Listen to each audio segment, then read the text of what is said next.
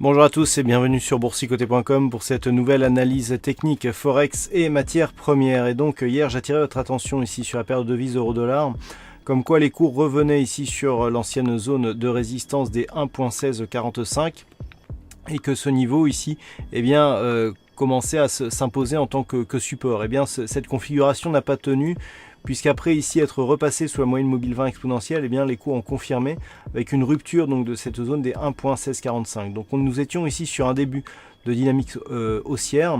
Ce début de dynamique est forcément invalidé. Nous avons ici une rupture donc de cette zone horizontale, la moyenne mobile 50 arithmétique. Et on voit ici qu'en se plaçant ici en tant que moyenne mobile résistance, eh bien nous sommes dans une dynamique baissière. Donc désormais l'objectif est un possible retour ici sur la zone des 1.1530, dont je rappelle que la cassure baissière éventuelle prolongerait la dynamique donc de cette tendance court moyen terme vers de nouveaux plus bas significatifs.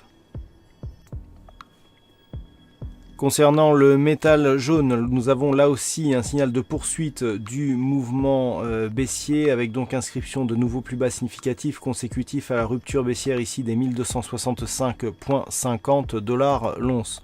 Comme je l'avais précisé lors d'analyses précédentes, eh bien l'objectif se situe désormais sur un retour sur la zone des 1245 voire 1236,40 $ l'once. Point bas significatif ici qui avait été marqué au mois de décembre 2017.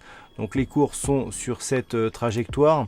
D'un point de vue un peu plus court terme, nous pouvons constater ici que les cours restent bien sous la moyenne mobile 20 exponentielle qui a bien agi ici comme résistance, ce qui valide donc la poursuite de ce mouvement baissier avec une dynamique relativement forte. Toutefois, on a ici des dynamiques avec notamment des divergences haussières qui apparaissent sur le stochastique. On a des dynamiques d'un possible rebond technique qui se mettent en place et qui pourraient donc bien ramener ici les cours au contact de cette zone des 1265,50 $ l'once. Et puis sur le WTI, j'attirais votre attention hier que depuis la rupture ici des 69,50, l'objectif était un retour ici sur cette zone de point haut.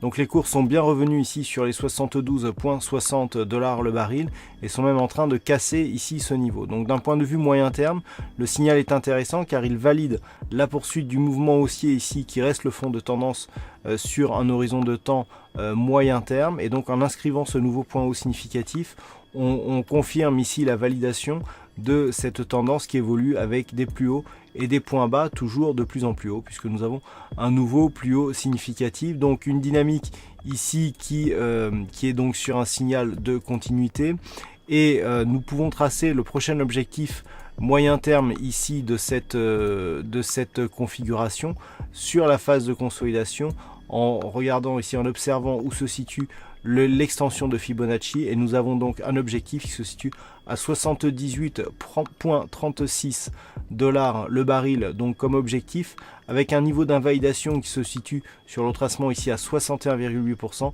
à savoir 69,12 $ le baril, donc un objectif qui est haussier.